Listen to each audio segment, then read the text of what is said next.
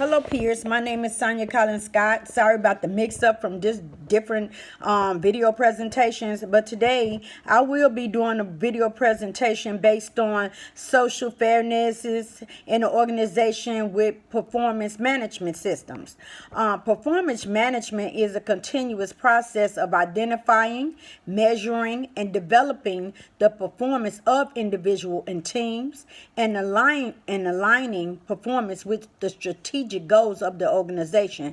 However, performance management has two components. One, the continuing process. And what this is it's a never-ending process of setting goals, objectives, and observing performance, and giving and receiving ongoing coaching and feedback from the superior or your direct supervisor. Another method is alignment with strategic goals. This is when the manager requires that employees' activities and outputs are congruent with the organizational goals.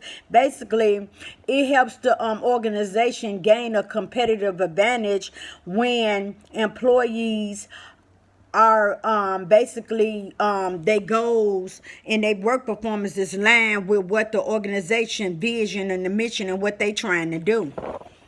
The plan of individual differences.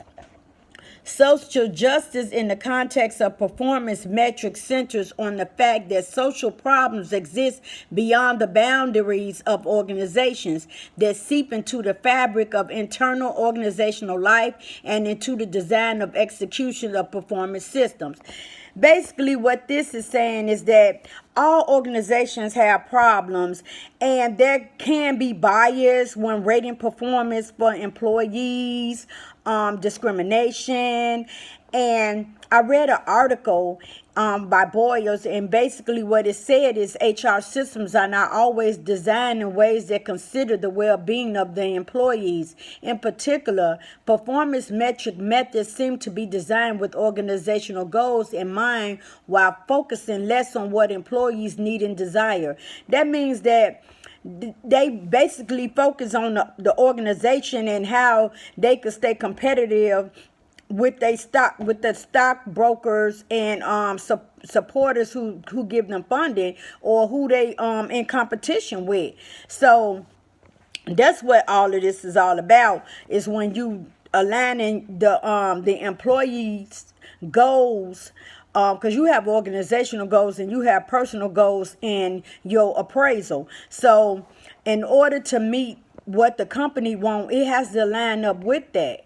You know, they gonna help out with your goals, but this is more important to them right now. And I believe that this has become a major problem in many organizational structures, and systems should be implemented to promote equity and social justice for employees. I believe that employees should be treated fairly and rated fairly. If they put the work in, they deserve to be compensated for the work that they do. It appears that HR managers are increasingly becoming more responsible for delivering social responsible, according to HR interventions that align with organizational corporate social responsibility. For example, including CSR messages and recruiting materials that tend to attract employees who want to work in a socially responsible organizational culture. One reason is that this is out to occur is because an individual's self-image is based on the social categories to which they perceive they belong. Individuals will then establish their self-image based on comparison between groups they belong to or other groups, and favorable comparisons lead to increased self-image.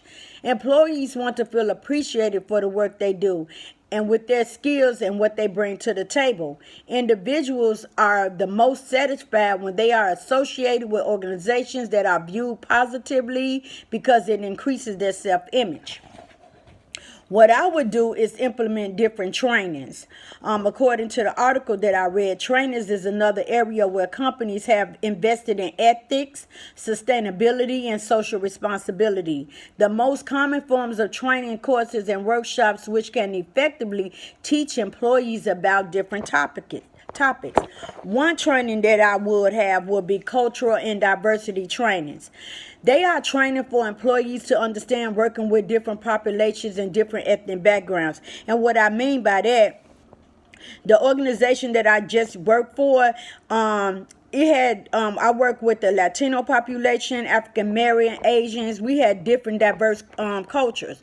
So I believe that once you are educated on their values, their belief, their work ethics, and that's important, so you'll be able to get along with the worker, and you can see, you'll be able to and respect their culture while they respecting yours, so they won't have no conflict.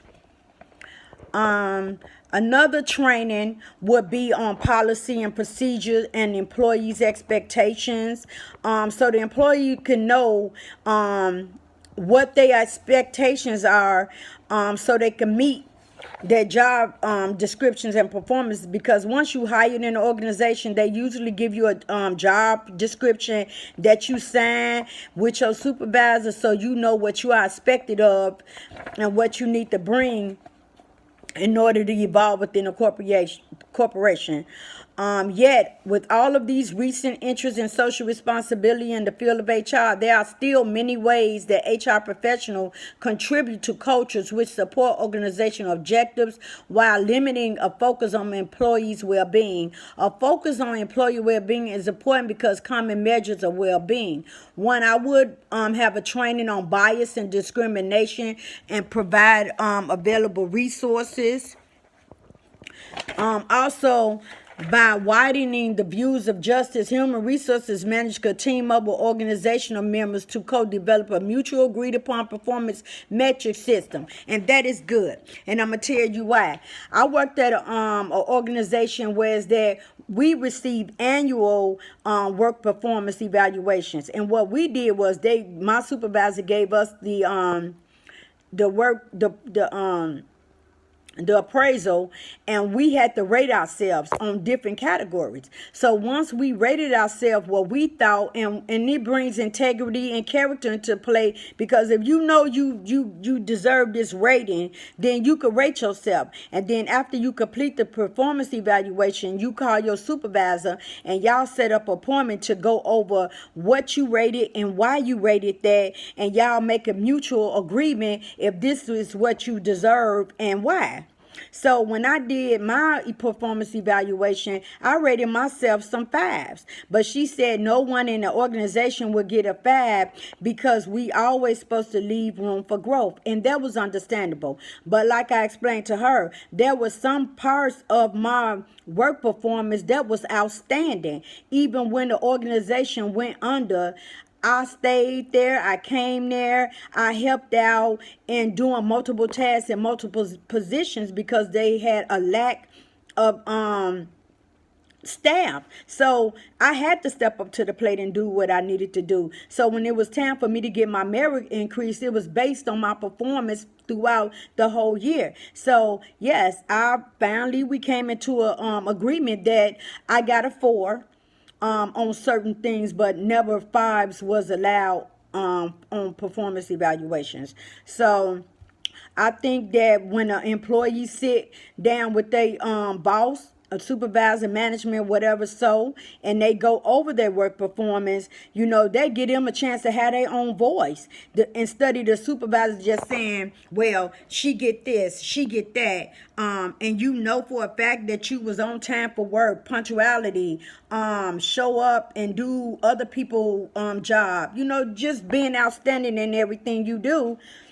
That gives you the opportunity to say, well, hey, this is not right. You gave me this. Why? Don't want you to evolve or exceed or get more than what they have. And that has been done to me as well. Being in working with different organizations, how the manager will rate you low, give everybody a certain score. And I just don't think that's right. So throughout this course, I learned how to rate performance. I learned different types of performance. I learned about discrimination, how to alleviate bias. But one thing I could tell you about bias that I learned a long time ago, early on in the social service field, you can never eliminate all 100% bias. And based on the individual and who we are as people. You know, we can get it down to a level that we could be trained on it and work with it and, you know, rate people fairly. But we will always have a judgmental and stereotype attitude. And if you say you don't, that's not true. Everybody has a halo bias effect in some sort or another. Thank you.